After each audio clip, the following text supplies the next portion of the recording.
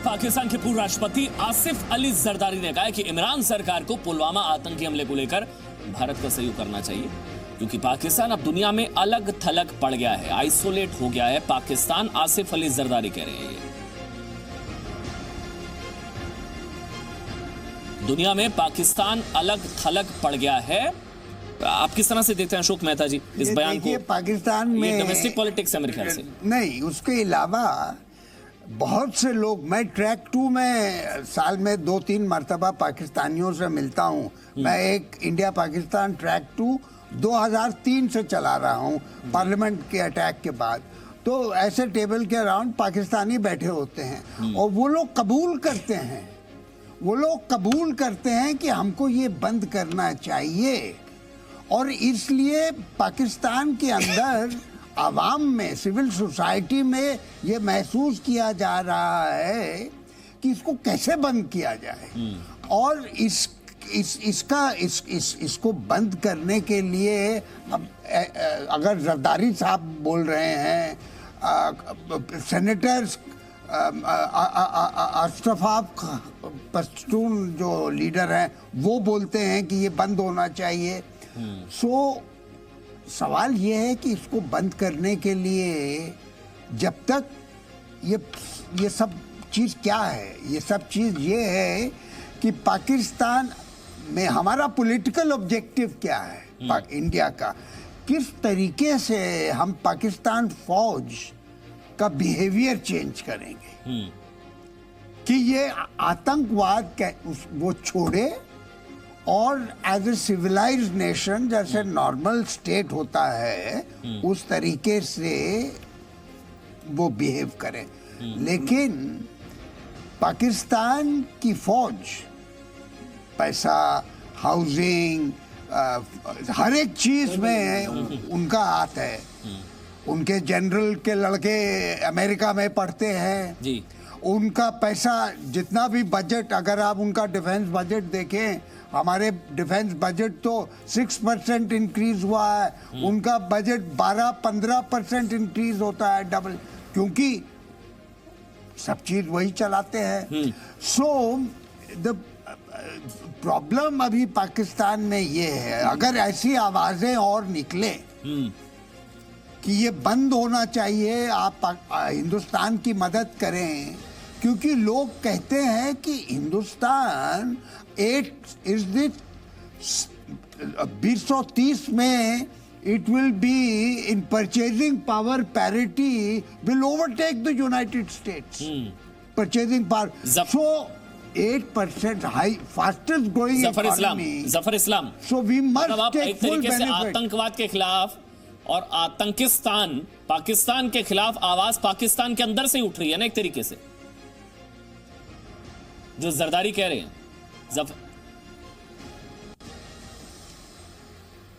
जो कह रहे हैं उसके अलावा भी देखिए पाकिस्तान जो है, बिल्कुल आपने सही शब्द का इस्तेमाल किया कि टेररिस्तान है, आतंकिस्तान है।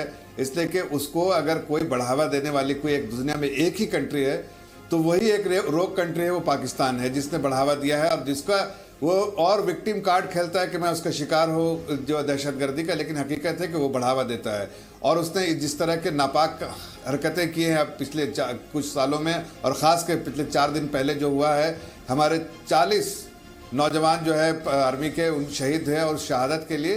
तो इस तरह की बातें जो है वो अभी बेमाने जो कह रहे हैं पाकिस्तान के। लेकिन सबसे ज़्यादा आप जो असल पाकिस्तान को समझना है तो उनके जो रेलवे मिनिस्टर जो है, जो रेलवे मिनिस्टर, उन्होंने क्या कहा वो वीडियो देश में दिखाना चाहिए कि आखिर किस तरह की शब्दावली का इस्तेमाल किया और क्या उनकी सोच है और पाकिस्तान के मंत्रिमंडल की क्या सोच है। वो अपने आप में दर्शाता है कि वो पाकिस्तान क्या कर रहा है। इसलिए वो तो बयान था ही। जो बात भारत कह रहा है वो आसिफ अली जरदारी, जो दुनिया कह रही है वो आसिफ अली जरदारी कह रहे हैं। जेके त्रिपाठी साहब, हम 2 तस्वीरें दिखा रहे थे कि हमारे अंदर के लोग जो है, महबूबा वो किसके साथ है और जरदारी देखिए किसके साथ है। जरदारी आना दिखा रहे हैं पाकिस्तान को कि क्या पाकिस्तान की औकात रह गई है अंतर्राष्ट्रीय स्तर पर, अलग थलग पड़ गया पाकिस्तान। देखिए, हो सकता है कि जरदारी ये इसलिए कह रहे हो कि अपोनेंट है, लेकिन सच ये है और ज्यादातर सच ये है कि जरदारी की बात सही है कि आज पाकिस्तान अलग थलग पड़ रहा है। जहाँ तक महबूबा मुफ्ती की बात है, उन्होंने 3 बात कही कि एक तो समझदार लोग जंग का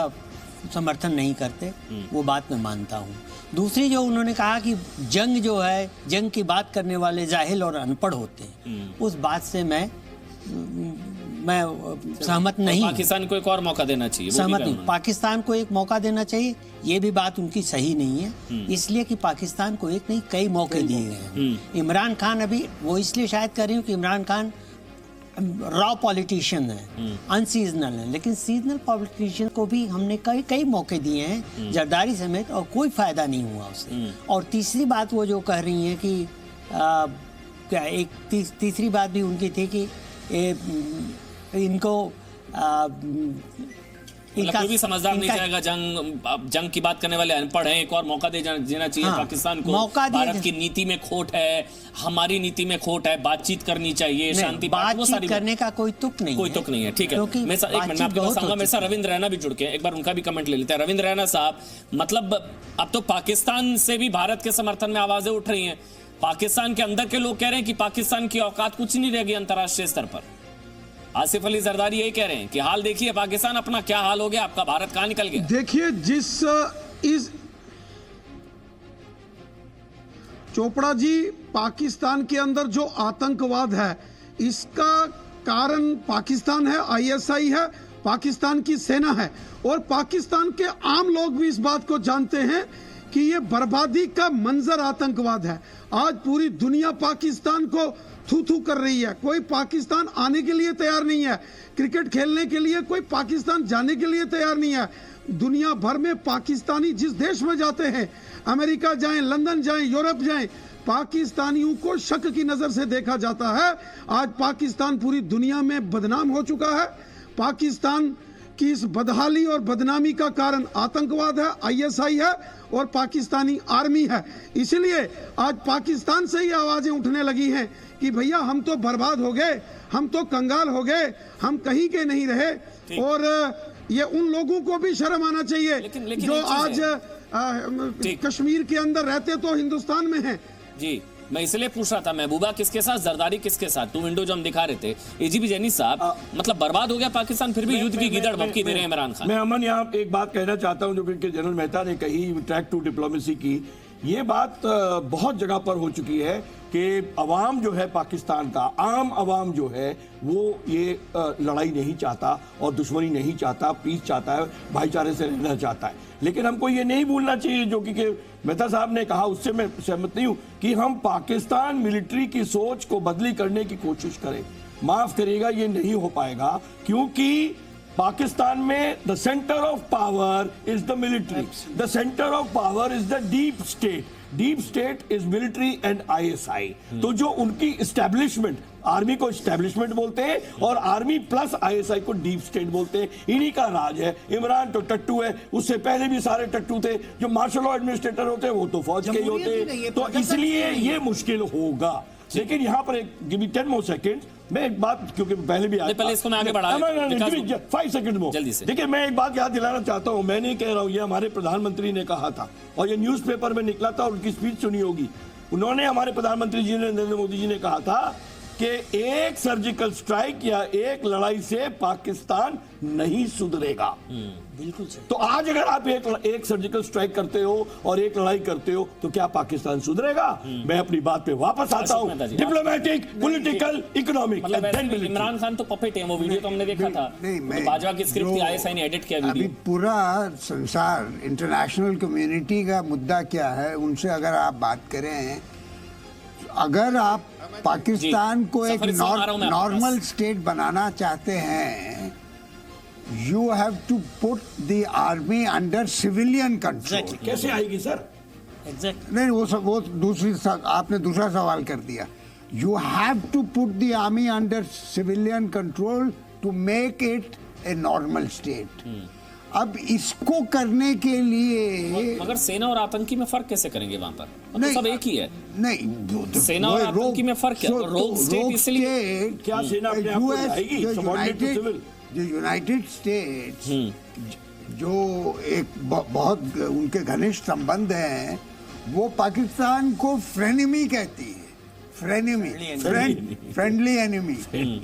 अब आप जो ठीक है, जितने जफर भी इस्लाम। जनरल हैं, जितने भी जनरल हैं पाकिस्तान ठीक। के, वो तो वहां पनाह जफर लिए इस्लाम, हुए हैं। जफर इस्लाम, वैसे तो इमरान खान पपट है, उनके हाथ में है ही क्या, वो कर ही क्या सकते हैं? चलती तो सेना ऐसा ही की है, आतंकियों की है वहां पर। हाफिज सईद चुनाव लड़ता है। अमन जी देखिए, जरदारी जो कह रहे हैं वो उनको आईना दिखा रहे हैं पाकिस्तान को, और यहाँ जो हमारे महबूबा मुफ्ती हैं, अफसोस के साथ कहना पड़ रहा है कि हकीकत जानते हुए भी, ये जानते हुए भी कि हमने 40 जवान खोए हैं, शहीद हुए हैं, उसके बावजूद जिस तरह की बातें कर रही हैं, अगर उनको लगता है कि हम गंवार हैं, अनपढ़ हैं, जाहिल हैं, तो हम हैं, लेकिन पाकिस्तान के साथ मुकाबला करके उनको पस्त करना मेरा काम है, हम हिंदुस्तानियों को करना है और वो करेंगे। अगर उसके लिए उनकी नज़रों में मैं जाहिल हूँ, गंवार हूँ तो हूँ, लेकिन वो काम करेंगे। हम भारतीय जनता पार्टी की सरकार ये बात बिल्कुल साफ वाज़ेह करना चाहती है कि लोगों के उनकी मंशा कुछ भी हो, वो पाकिस्तानी हमायती बने। यहाँ पर एक बड़ी खबर मुझे बतानी है, एक बड़ी खबर बहुत जरूरी है बताना। 27 फरवरी को चीन के विदेश मंत्री वांग यी से मिलेंगी भारतीय विदेश मंत्री सुषमा स्वराज। ये बड़ी खबर इस वक्त की, चीन के विदेश मंत्री। चीन की जो नीतियां एक तरीके से पाक समर्थन रही है, मसूद अजहर को लेकर भी जब आतंकवादी घोषित करने की मांग हुई थी तब चीन ने अड़ंगा लड़ा दिया था। अब ये खबर है पुलवामा हमले के बाद ये भारत चीन के बीच होने वाली सबसे बड़ी बैठक होगी। पुलवामा आतंकी हमले के बाद 27 फरवरी को चीन के विदेश मंत्री वांग यी से मिलेंगी सुषमा स्वराज। रूस भारत चीन के विदेश मंत्रियों की बैठक होगी। त्रिपाठी साहब, देखिए, चीन के अड़ंगा लगाने की जो बात है, आप ये मान के चलिए कि चीन इतनी जल्दी अपने रुख में सुधार करने वाला नहीं है, क्योंकि जिस तरह से हम कहते हैं हमारी और रूस की दोस्ती दशकों पुरानी है, वैसे उनकी ऑल वेदर फ्रेंडशिप है, तो वो करेंगे नहीं। इसके लिए हमें ये चीन पे न भरोसा, लेकिन मुद्दा तो उठेगा ना ये मुद्दा तो उठेगा। चीन के विदेश मंत्री से सुषमा स्वराज की बैठक हो रही है पुलवामा हमले के बाद। हमें क्या करना चाहिए कि देखिए, चीन आज के डेट में एक सामरिक राष्ट्र नहीं बल्कि एक ट्रेडर कंट्री बन चुका है। और पर्ल ऑफ स्ट्रिंग्स हो या स्ट्रिंग ऑफ पर्ल्स हो या सीपेक हो, कुछ भी हो, इस सब के पीछे मुद्दा यही है कि चीन अपना ट्रेड वर्चस्व, अपना फाइनेंशियल वर्चस्व कायम करना चाहता है। आज हमारे पास चीन भारत के बीच में जो बायलैटरल ट्रेड है $80 बिलियन से ज़्यादा का है, 80 अरब डॉलर से ज़्यादा का है, जिसमें हम $20 बिलियन उनको निर्यात करते हैं, 60 मिलियन से ऊपर सामान चीन से यहाँ नहीं। लेकिन सर, ये आर्थिक पक्ष एक तरफ, अशोक मेहता जी, उसके बाद मैं आपके पास आऊंगा। एक पक्ष नहीं है। देखिए, मैं दरअसल दूसरा पक्ष ये कह रहा हूँ। आज जो खबर आई, फ्रांस मसूद अजहर को आतंकी घोषित करने के लिए संयुक्त राष्ट्र में प्रस्ताव लेकर आएगा। फ्रांस, इसके अलावा ब्रिटेन हमारे साथ, अमेरिका हमारे साथ, तो चीन भी ज्यादा लंबे वक्त तक आतंकिस्तान के साथ खड़ा रहता शायद नहीं दिख सकता। अंतर्राष्ट्रीय कूटनीति की बात की जाए, फ्रांस, ब्रिटेन, अमेरिका 3 मर्तबा हो चुका है। 3 मर्तबा वो टेक्निकल होल्ड कहते हैं उसको, जो 1267 सैंक्शंस कमेटी अलकायदा की है, उसमें मसूद अजहर को ग्लोबल टेररिस्ट 2001 में जब अटैक हुआ पार्लियामेंट पर, तो उसको पाकिस्तान ने घोषित किया। बाद में उसको जब परवेज मुशर्रफ 2003 में 2 दफ़ा उनको बम, जैश मोहम्मद ने बम से उड़ाने की कोशिश की, तो जैश मोहम्मद को तो बिल्कुल आउट ऑफ प्लेस कर दिया था। मसूद अजहर को ISI ने फिर रिवाइव किया है, और मसूद अजहर ने अब लश्कर तैयबा की जगह ले ली है, क्योंकि लश्कर तैयबा जमात-उद-दावा मेन स्ट्रीम में आ गया है। सो अगर ये जो कोशिश, जैसे आपने कहा कि अगर वीटो है अभी भी चाइना का, हर बार वीटो उन्होंने इस्तेमाल किया टेक्निक, लेकिन जो बात आपने कही है कि अगर बार बार France, Britain, America, Bharat P4 अगर रशिया भी अभी शामिल है, जी, जी। अगर P4 का ये रिकमेंडेशन है तो चाइना ठीक। की पोजीशन। मैं एक बार मैं ऑडियंस के पास भी जाऊंगा, लेकिन एक विकास जी आपसे एक कमेंट, आज की एक और डेवलपमेंट, मोहम्मद बिन सलमान को लेकर भी आपत्ति। अब अंतर्राष्ट्रीय कूटनीति के लिहाज से पाकिस्तान को अलग थलग अगर किया जा रहा है, मतलब फ्रांस हमारे साथ आ रहा है, ब्रिटेन हमारे साथ आ रहा है, अमेरिका हमारे साथ आ रहा है, तो फिर मोहम्मद बिन सलमान से दोस्ती में क्या दिक्कत? उनको गले लगाने पर क्यों दर्द हो रहा है कांग्रेस को? नहीं, किसी को कोई नहीं है। देखिए, आप कूटनीति की बात जो अभी आपने करी कि चाइना वाली बात, चाइना अपना वच नहीं, मैं बता देता हूं, दर्द हुआ ना। उसमें ट्वीट किया गया कांग्रेस पार्टी की तरफ से, Pakistan anti terror effort this thus undermining our demand for naming Masood Azhar as a global terrorist. और इसमें दरअसल ये ट्वीट किया गया है सुरजेवाला साहब की तरफ से कि पाकिस्तान को मदद करी और यहाँ पर गले लगा लिया। पता लग गया कि कितनी शहादत का सम्मान करते हैं प्रधानमंत्री नरेंद्र मोदी। देखिए, मैंने ये ट्वीट देखा नहीं है, तो मैं सच में इसके बारे में कह नहीं पाऊंगा। जी बड़ा जी, बेतुका बयान है त्रिपाठी साहब आप बताइए। सुरजेवाला का बयान बड़ा बेतुका है, क्योंकि देखिए जो प्रिंस आए हैं, सलमान मोहम्मद बिन प्रिंस, सलमान। हाँ, मोहम्मद बिन सलमान, MBS की यात्रा का, एक तो दोनों देशों की यात्रा बहुत पहले से प्लान थी, और अक्सर ये होता है कि किसी भी बड़े देश का कोई टॉप लीडर आता है तो वो दोनों ही देशों में जाता है, चाहे ओबामा रहे हों, चाहे ये रहे मोहम्मद लेकिन सलमान। हमने उसको वापस रियाद भिजवाया। हाँ, वो डायरेक्टली नहीं हाँ, आए, ये आपको एक दिन का प्रोजेक्ट था। नहीं, लेकिन डायरेक्ट इस्लामाबाद और से यहाँ दूसरी नहीं है, चीज- दूसरी रियाद चीज वापस देखिए- भिजवाया दूसरी चीज देखिए, पाकिस्तान से डरा। डीहाइफनेट करने के लिए। दूसरी चीज देखिए, हम लोगों ने इस विजिट को लेकर के बहुत ज्यादा खुशफहमियां पाल रखी थी। हमें बहुत ज्यादा ओवर एक्सपेक्टेशन कर रहे थे। उनको भी पाकिस्तान का साथ सऊदी अरब नहीं छोड़ सकता इतनी जल्दी, क्योंकि वहाबिज्म की बात है, उनके लेबर्स की बात है, IOC के नहीं, तो मेंबरशिप इसी की बात पर तो कांग्रेस पार्टी इसी बात पर विपक्ष आपत्ति जाहिर कर रहा है कि दरअसल अगर मेहमान का सम्मान है तो ये शहादत का अपमान है। मैं चाहूंगा एक बार आप जवाब दीजिए जफर इस्लाम साहब कि मोहम्मद बिन सलमान के साथ जो गले मिले प्रधानमंत्री नरेंद्र मोदी, वो दरअसल शहादत का अपमान है। शहादत को भूल गए, क्योंकि वो तो पाकिस्तान को मदद पहुंचा रहा है। सऊदी अरब $20 बिलियन की मदद पहुंचाएगी, जॉइंट स्टेटमेंट दिखा रहा है बार बार, कांग्रेस की तरफ से दिखाई जा रही है कि पाकिस्तान की आतंक विरोधी नीति का समर्थन कर रहा है सऊदी अरब। अमन जी, मैं तो सिर्फ इतना बताना चाहता हूँ, कांग्रेस के जो चीफ स्पोक्स पर्सन है कि इनकी याददाश्त बहुत छोटी सी है। वो अपने देश के लोगों के बारे में भी नहीं जानते और इस तरह की घटिया ट्वीट करते हैं। उन्हें पता रहना चाहिए कि प्रधानमंत्री जब यमन में जब बॉम्बार्डमेंट हो रहा था सऊदी अरब द्वारा, तो यही प्रधानमंत्री के एक कॉल पे MBS ने वहां पर जो है बम्बार्डिंग रोका और 4000 हिंदुस्तानियों को वहां से निकालने में मदद की। और उस वक्त स्टेटमेंट था कि हिंदुस्तान के प्रधानमंत्री का फोन आया, डायरेक्ट फोन किया था प्रधानमंत्री ने, इस कॉल को इग्नोर नहीं किया जा सकता, ये हमारे लिए बहुत इंपॉर्टेंट है। तो जब उन्होंने एक बार नहीं, 4 पाकिस्तान को $20 बिलियन की मदद देकर आए, जॉइंट स्टेटमेंट में पाकिस्तान की आतंक विरोधी नीति का समर्थन कर रहे हैं। अरे आप देखिए, प्रधानमंत्री के एक कॉल पे आपके देश के इतने सारे लोगों को इवैक्यूएशन करना था, वो कर सके सिर्फ इसलिए कि प्रधानमंत्री की बात को MBS ने माना। मसूद अजहर उनके जॉइंट स्टेटमेंट में आया हुआ है, जब डीलिस्टिंग की बात आई मसूद अजहर की, तो उसमें ये शामिल किया गया this matter should not be politicised. Bharat की तो वो तरह तस्वीरें नहीं होनी चाहिए थी आपके हिसाब से। तीन बातें उस जॉइंट स्टेटमेंट में और- निकली हैं जो भारत के विरुद्ध है। भारत के और विरुद्ध जो है। पुलवामा में इंसिडेंट हुआ, बिल्कुल ठीक। हाल में 48 घंटे नहीं हुए हैं, उसके बारे में एक शब्द नहीं कहा उन्होंने। टेररिज्म के अगेंस्ट एक शब्द नहीं कहा ठीक, उन्होंने। ठीक है, चलिए अब आपने पूरी डिबेट सुनी, क्या कहना चाहेंगे जल्दी जल्दी? मैं ये कहना चाहता हूं कि पूरे भारत में इस पुलवामा घटना को लेकर रोष है और पूरे देश का जवान, किसान और गरीब बच्चा ये चाहता है कि देश पूरी तरीका से, हमारा देश का प्रधानमंत्री इन शहीदों का बदला ले, और जब तक इन शहादतों का बदला ना लिया जाए, जब तक शांत ना रहे। और नहीं तो आप ऐसे इस लिहाज से तो महबूबा मुफ्ती के शब्दों में आप अनपढ़ और गवार हैं। अगर बदले की बात करेंगे तो आप अनपढ़ हैं। हम गवार हैं, और गवार और पागल व्यक्ति कुछ भी कर सकता है। मैं वो मुफ्ती को बताना चाहता हूँ। चलिए ठीक है, चल जल्दी। सर, मैं गवर्नमेंट से पूछना चाहूंगा कि जब महबूबा मुफ्ती को इतनी हिम्मत मिलती है 370 की वजह से, तो वो हटा क्यों नहीं थे उस धारा को? धारा 370 जल्दी से।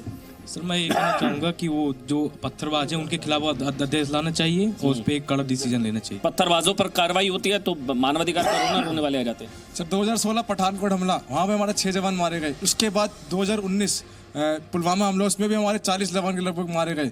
आखिरकार कब हमारा हिंदुस्तान पाकिस्तान से बदला ले पाएगा? बदला लेने की बात करने वाली तो अनपढ़ों वाली बात होगी ना महबूबा मुफ्ती के हिसाब से। सर अगर हमें पाकिस्तान से बदला लेना है तो हमें सबसे पहले एकजुट होकर रहना पड़ेगा, एकजुट होना पड़ेगा और सबसे उससे भी ऊपर हमें राजनीतिक स्तर पे एकजुट होना है।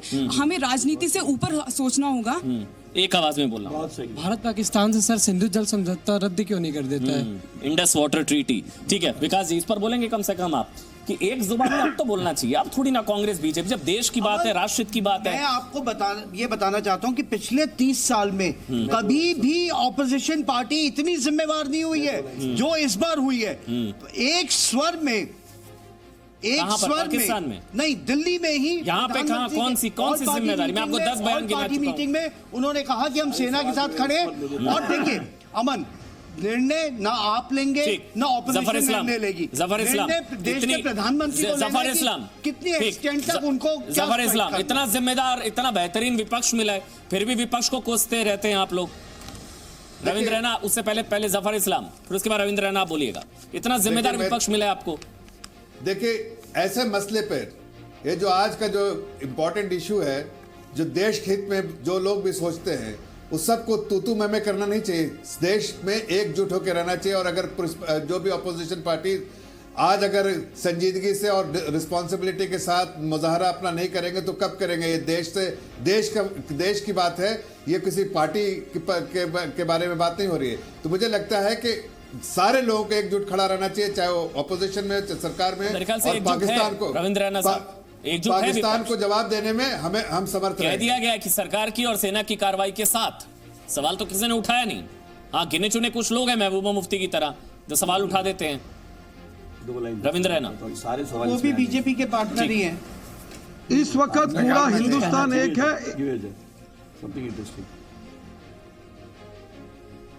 रविंद्र रैना, इस वक्त पूरा हिंदुस्तान 130 करोड़ हिंदुस्तानी एकजुट हैं और एकजुट होकर सभी चाहते हैं कि दुश्मन को जवाब दिया जाए। देश के अंदर गुस्सा है और पूरा देश एकजुट है। हाँ, कुछ लोग हैं जो खाते हिंदुस्तान का हैं और जो गुणगान किसी और का करते हैं। और महबूबा मुफ्ती जैसे नेता हो या उमर अब्दुल्ला जैसे लोग हों, सहयोगी है महबूबा मुफ्ती पीडीपी, आपके तो सहयोगी है, या सरकार चलाई आपने तो इन्हीं के साथ, या जो कांग्रेस के तब नहीं पता था ऐसी हैं कुछ लोग, या कांग्रेस के कुछ लोग जो ट्वीट करके इस प्रकार की गंदी राजनीति कर रहे हैं, ये लोग देश के सगे नहीं हैं। और ये लोग चाहते हैं कि देश के अंदर देश के सगे उनके साथ सरकार चला रही है, देश एकजुट ना हो, और इस प्रकार के बयान करके देश को तोड़ने की साजिश है। लेकिन इस घटनाक्रम के बाद पूरा देश एक है। 130 करोड़ हिंदुस्तानी एक है और 130 करोड़ हिंदुस्तानियों को इस समय पूरा विश्वास है मोदी जी पर कि मोदी जी जो निर्णय लेंगे देश हित में लेंगे और देश की रक्षा के लिए जो निर्णय लेंगे पूरा का पूरा मोदी जी के साथ खड़ा है। इसी कड़ी में जितने भी यहाँ पे ऑडियंस ने सवाल किए हैं उसमें 4 लिख के आया हूँ। मैं कोशिश करूंगा, मैं लिख के लाया हूँ, सुनिए। सुन रहे इमरान पाकिस्तान, कश्ती तेरी डूब रही, किस किस को बचाओगे? गधे तक तो तुम्हारे बिक रहे, अब कहां से क्या कमाओगे? कश्मीर ये आतंक का बकवास बंद करो, वरना हर्जाना भी ना भुगता पाओगे। मजबूर न कर हमें, सुधर जा, हम तेरे दुश्मन नहीं। अरे बंदा बन जा इमरान पाकिस्तान, वरना हम किसी से कम नहीं। अगर युद्ध अपने ऊपर तूने थोपा तो इस दुनिया से अपनी औकात मिटाएगा। नक्शे पर अपने पाकिस्तान को ढूंढेगा भी अगर, तो पाक के नाम और निशान को भी नहीं पाएगा। मतलब ये जो छोटा सा टुकड़ा दिख रहा है, मतलब ये जो छोटा सा टुकड़ा दिख रहा है, ये से काला हो जाएगा। चलिए ठीक है, बहुत बहुत शुक्रिया जेके त्रिपाठी साहब, समय इतना मैं एक चीज कहना चाहता हूँ, आप सब लोग इंग्लिश ग्रामर पढ़े होंगे, तो मैं यही कहना चाहता हूँ कि इंग्लिश ग्रामर के हिसाब से Pakistan has an imperfect past, present tense and future indefinite. चलिए ठीक है, बहुत बहुत शुक्रिया, बहुत बहुत शुक्रिया।